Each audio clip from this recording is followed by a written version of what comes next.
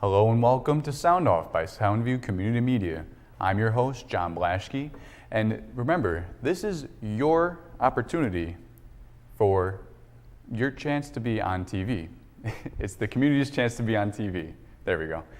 And we have a very special guest tonight. He is a limo driver and he has a lot of great stories. He is very well versed in the limo driving world. I'm going to be interviewing him for about the first 15 minutes. After that, it's going to be call in. Anyone at home that would like to call in and ask Rob Palermo a question, here he is, Rob Palermo. So, would you mind just starting off, just telling me a bit about yourself, Rob? Well, thank you very much for having me, of course. Thank you for being here. I was born in Stamford, Connecticut in the ripe old age of year of 1948. I did a lot of different things. I went to 2 or 3 years of college and decided, well, my girlfriend's traveling across the country, maybe I should follow her. So I did. I traveled across the country. And prior to that, I did a lot of restaurant business. I was a bartender, I was the maitre d', I was the assistant manager. Well, something came up in an advertisement for an assistant manager for a disco. I said, well, I can fake this for a while. So I offered my services and became an assistant manager of this disco. This was back in 1979. It was fun. It was, well, quite frankly, it's one of the best jobs I've ever had. I couldn't wait to get to work.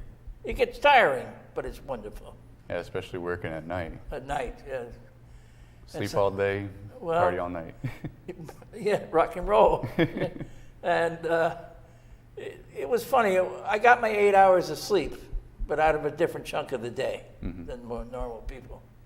And I did that for about 2 years, and then I became general manager. And then it became pretty hectic and tiring and so forth and so on. And it tends to beat you up. I don't care how much you're having fun, you need to slow down for a little bit. And then I took some time off, about a year, and I entered into the limousine people business. Because my friends would say, look, Robin, your first job, you got the stars drunk, and your second job, you drove them home. I said, pretty good. So I started with some of the smaller companies to get my feet wet.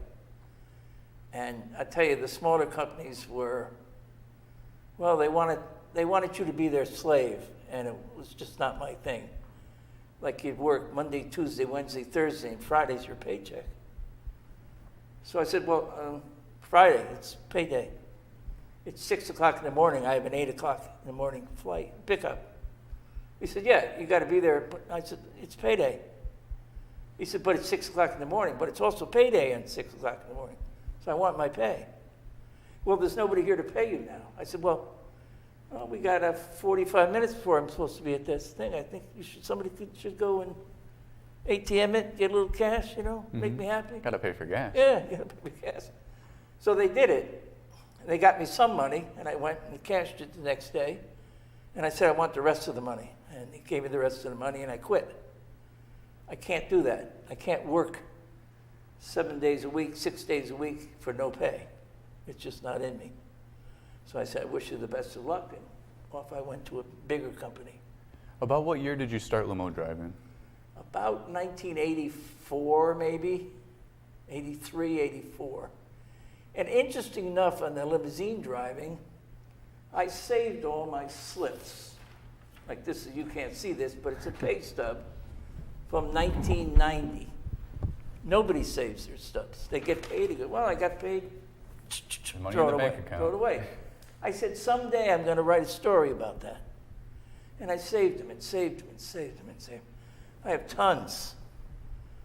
Would you say that story starts off at the nightclub in the Pacific Palisades? Oh, it started me off. It was wonderful. It was wonderful. It was a wonderful time.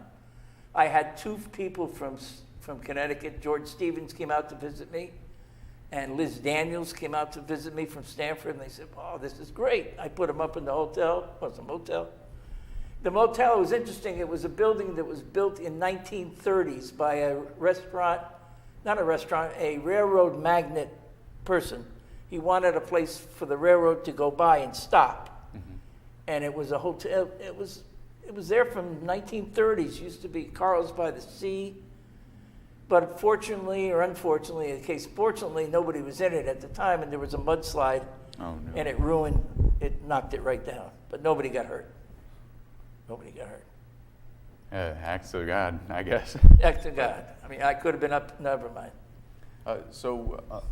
Would you mind telling us about some of the people that you've driven before? I've heard that there's some famous comedians that you've driven around. Yes, I drove Mr. Don Rickles.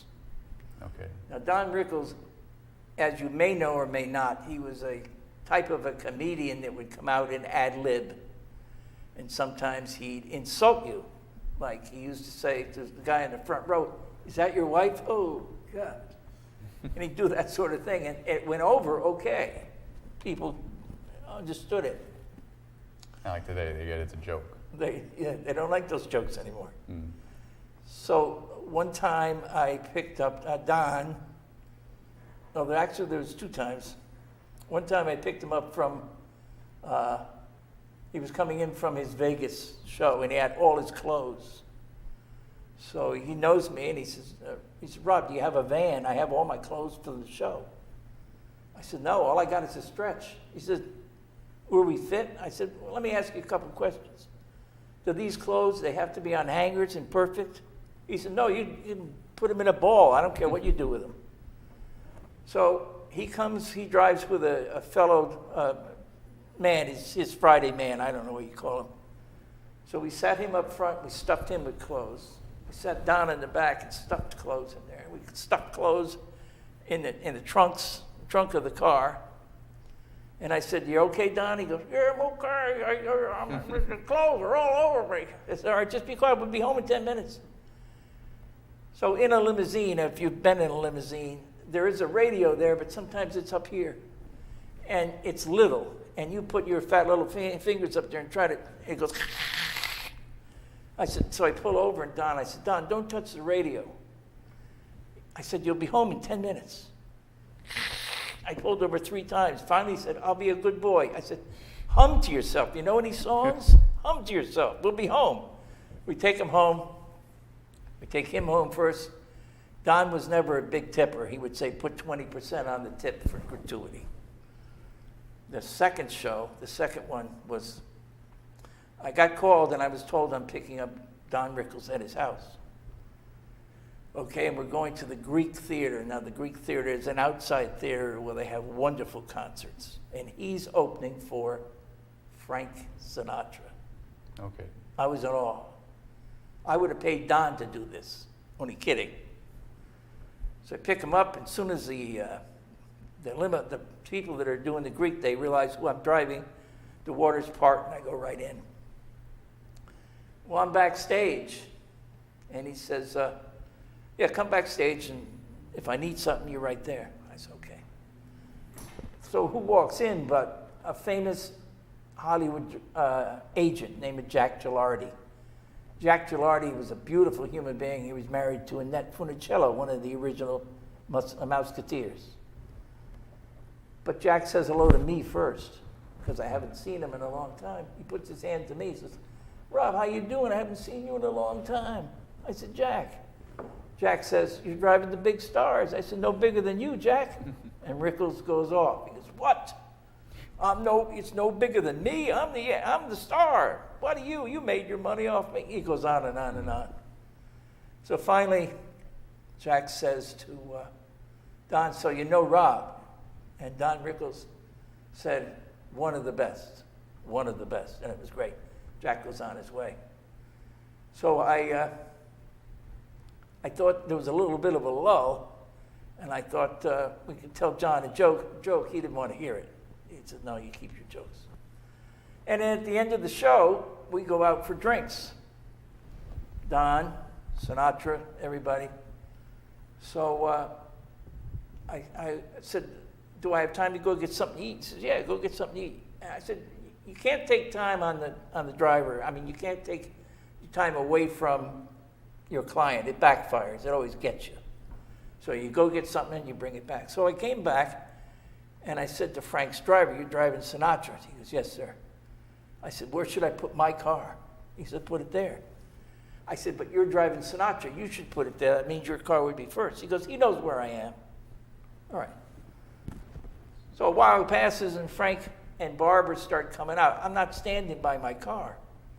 Frank knows he has a black driver, not a white driver, but I'm not standing by. The cars are identical. Yeah. So Frank and Barbara are getting back in my car. Oh my God. So the Rickles comes out. He says, "Rob, is that my car?" I said, "Yeah." He said, "What's Frank doing in my car?" I said, "I don't know. Maybe you're going out somewhere." And you know how he talked about ethnic, Don Rickles? He goes, "The only place this Jew is going is home to sleep." Okay. A minute later, Don goes into his act as far as some of the people there in the parking lot. He goes, "Robert," and I have to quote the exact, he said, "What's that guinea bastard doing in my car?" Frank stirs a little bit, didn't quite hear him. He says it again. He has the guts to say it again. "What's that guinea bastard doing in my car?" With that, Frank pops up. He goes, "What? What are we doing in his car?" So we get in my car. So Don comes to me and says, "Quick, let's get out of here." I said, "Why?" If Frank thinks, or kind of thinks, he remembers what I said to him, I'm in deep shit. Let's get out of here. So we go to Don's house. And he said, "Rob, that was a great night. Put 20% on the tip for gratuity." So we did. The other gentleman that I drove was a jewel by the name of Johnny Cash. Sorry, I actually meant to ask you a question before you go into the next story. So, I mean, like, personally, I mean, I wouldn't be the one to, want to kick Frank Sinatra out of my car. So. No, I wouldn't either. No. But we actually had a brief video of Don Rickles, if we wouldn't mind playing that. Hey, look, I know you're going to do another number with the band because I know you got a recording session tonight, and really, on behalf...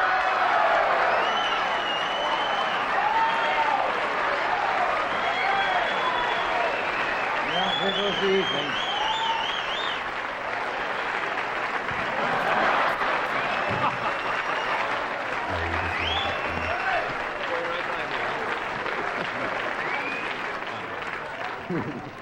See, you look Hello. good, Don. Well, that's it for me.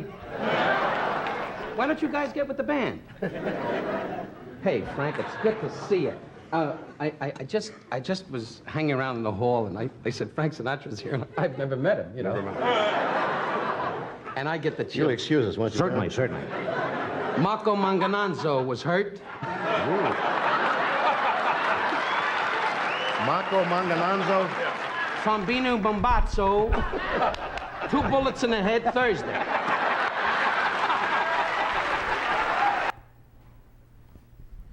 Sorry for interrupting you before. That's quite all right.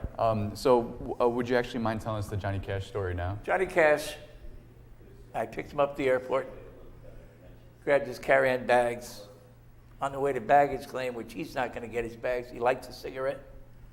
He smokes a cigarette in LAX, inside an almost no smoking state, but it's Johnny Cash. I drive him to a few places. I take him to the Beverly Hills Hotel first, help him in with his bags, and then he comes out and he goes, "Hi, I'm Johnny. I want you back here in 3 hours." I said, "I'll be right here." Then I took him to the store, and then he asked me if I would drive him for the next 3 days. He was there to perform a charity event way out in the North Valley, which was super hot, but I was to take him out there. So I took him there, and I parked the car, and the promoter came up to me. He says, "You see all these vending booths here?" I said, "Yeah." He goes, "You eat for free, you drink for free, whatever you want is free." I was a little naive, and I said, "How are they going to know me?" He said, "Well, son, you're the only one in a suit." So I went to a couple of the booths. I tried to tip them. They said, no. The tip is you driving him here and safely home. What a fan base. And I had something to eat. I couldn't spend my money. It was nothing. They asked me how he was. They didn't ask me any derogatory anything because he knows he's the best. He's the best. So I drove him back to home, and then he says, "Tomorrow morning you pick me up at 11, and we'll go to the airport." So we start driving to the airport, and he says, Ron, what's your last name? I said, Johnny, it's Rob, Palermo. And he said, a man's name is important. You should have told me. I wanted to say, oh yeah, like a boy named Sue, but I didn't do that. So I told him my name is Rob Palermo, and I spelled it out for him. A few minutes later, I get a tap on the shoulder, and his son hands me a check made out to me for $300. That would be $100 a day extra. That was quite a bit of money back in 1990. So I looked at the check and I said, Johnny, he's right behind me. Now here I am talking to Johnny Cash. I mean, I'm in awe. Johnny, he says, yes, Rob. I said, that's the kind of autograph I like. He laughs, he goes, me too, son, me too. Well, what I did, I Xeroxed that check, I cashed it, and now it's hanging on my living room wall. And when I do a stage performance, I blew the check up to 5 feet. And I hold the check up so they can see. Made out to Rob Palermo, signed Johnny Cash. And interesting enough, it was in August of 1990. He didn't sign the check. I mean, he signed the check, he didn't date the check. He put in the day, the month, but not the year. Mm. And I cashed it. And it was an enjoyable business. You got to be on time. You have to speak when spoken to. That celebrity in there doesn't want their picture taken, doesn't want the autograph, doesn't want anything, just wants to go to point B to point B and point A to point B, and that's it. Pretty straightforward business. Straightforward business. I did it for, 6, 7, 8 years. And then I decided to come back to Connecticut to meet you. And here you are telling your story. Here I am telling my appreciate stories. that greatly. I would just like to let everyone know the phone lines are now open. If you have a question for Rob, feel welcome to call. I'm sure he'd be happy to talk to you, answer any questions that you might have. Thank you. But in the meantime, I've always wondered, has there ever been a time where there was someone like in the back that like maybe you wanted to like pull like that divider down, but you didn't listen to what they were saying or like have a talk to them? Well, I'll tell you a secret about the limousine business, okay? No matter what divider you put up, if you talk in a tone where you're normally like this, the driver can hear you. If you put the radio on, he can't hear you.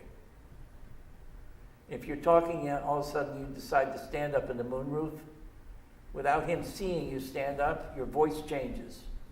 He can see you.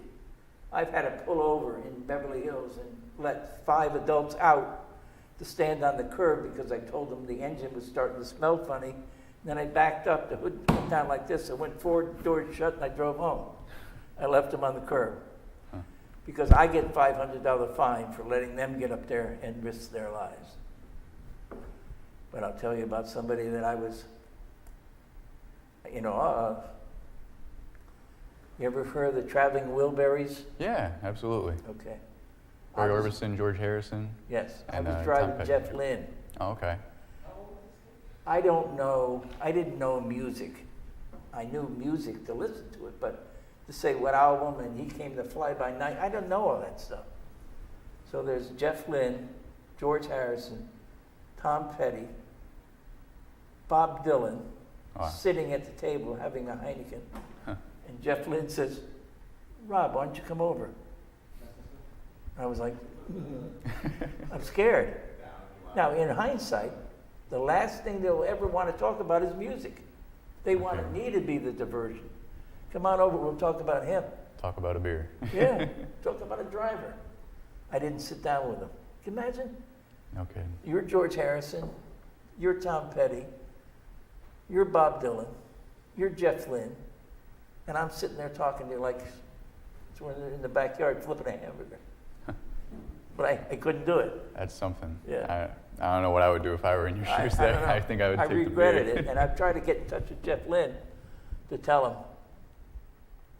Oh, another thing, on the radio, on the TV, I see John McEnroe making some kind of commercial for a voiceover. Have you seen that yet? I haven't. Well, John McEnroe is known in the Hollywood industry as far as driving a limousine as the cheapest bastard in the world. Did you ever Yes. to get him? Yeah. Uh-huh. And I swore in front of him, and he gave me $5. I went back. Yeah, it was beautiful. I went back to the group, and they were washing the cars, and they were playing poker over here, and they're having pizza over here. And I said, somebody says, "How's El Cheapo Teniso?" I said, "It gave me $5." Everything stopped. They all came to me and said, "I've been driving him 5 years, 4 years, 3 years, 2 years. He never gave me a dime." I told him the story. He says, "Oh, you said the F word in front of him." I said, "Yeah, a guy cut me off, and I yelled at him." And he was on the phone. He goes, "Right on." He tipped me $5. I guess he didn't like crappy drivers. No, and he loved to say the F word. Remember? Not on here, though. No, not on here. No, I appreciate that. No. But all in all, it was I can truly say I'm 73. I never had a job I didn't like. I always try to bring a little happiness to the plate. I get mad, but it's got to be really something passionate, mad. So besides the two that you already mentioned, what was one of your favorite? No, I'll say what was your craziest limo drive that you ever had to partake I drove in? a gentleman from the Middle East, and it was raining. And as I went to get him, I don't know what I'm going to call, and I can make a slur, but I don't. Let's call him manual, okay? When the guys, they said, "Rob, you're driving manual?" "Oh, Jesus." He said, "Oh, God, the police are going to come." They didn't want me to drive manual because he wanted a slave. He didn't want to drive. He was going to pick up a prostitute. This was already set up. He had to go to the store and get all these stuffed animals, and then we went to get flowers. And then, flowers was second, then stuffed animals, and then we got some kind of other thing. And then he wanted me to get flowers for the girl. And I'm standing there with an umbrella, holding the umbrella while he's doing the flowers. I said, "Oh my God." I said, "Pal, is this going to be long?" I went like this. Here's the umbrella. I'm getting soaked. I'll be in the car. So he didn't like that. And then they went to a restaurant on top of Hollywood Hills, and I held the umbrella so they wouldn't get wet. In Mohammed and Mindy, or Buffy, I don't know what her name was. In we go, and then they left the. I said, "Where's the umbrella?" He goes, "It's in the car. It's in there. It's in there." I said, "Well, go get in there." "No, go." Okay. So he dropped Buffy off, and then he went to some house in the valley. So because of his different speaking English and me wanting to get out of there, I heard, "We're done for the night. See you later, alligator." So as soon as I dropped him off, I went shot back to the hotel. And he goes, "Where's Mohammed? He's asking for you." I said, "Oh, really?" He said he was done for the night, so I took off. So they sent somebody else to pick up Mohammed. Would you say that was the worst experience that you had as a limo driver? Yeah. One of the best was Goldie Hawn. Goldie Hawn, wow, no kidding. Goldie Hawn. What was that? Goldie Hawn, I picked him up to go to and she was dressed to the nines. As she got in the car, in the limo, her left breast popped out. So Kurt Russell's standing here, and I'm here. He says, "Rob, can you see, honey? Can you see, honey?" She goes, "No, not really. The sun's in my eyes." Because Rob can see, can't you? And I said, "Yeah, and I can't wait to let you in on the other side when we go home." Now, that just came out. I didn't plan that. I just tried to stuff it back in my mouth, but it came out. Luckily, they laughed. She goes, "Sure, put this thing back in there." They laughed.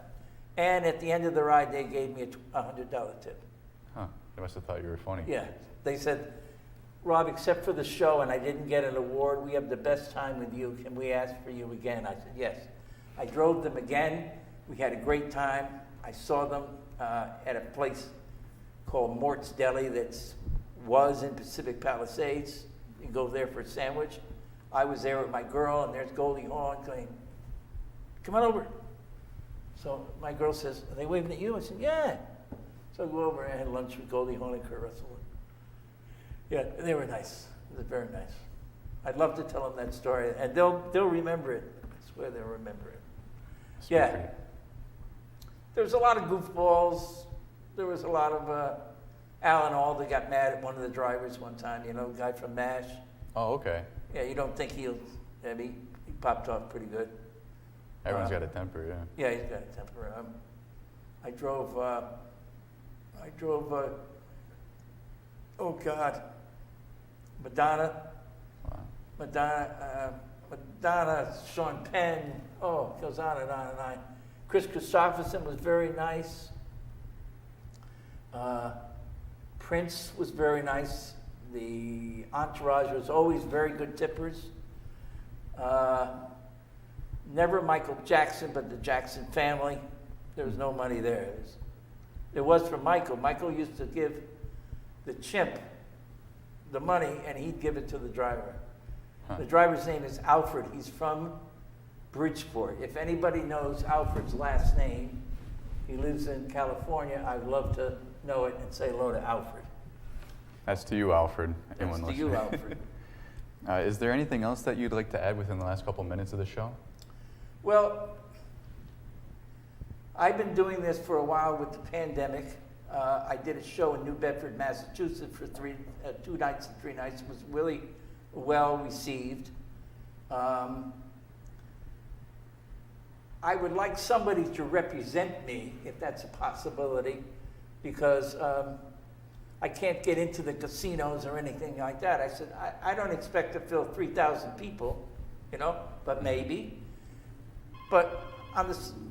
Oh, we got a Excuse me a caller second. here. Hi, you're on Sound Off. Hello? Yeah. You have a question for Rob? Hi, you got any dirty secrets from anyone you've driven? You don't have to say who it is. It could be anonymous. Like any juicy, real, deep down, good secrets. Diana Ross isn't a fun person.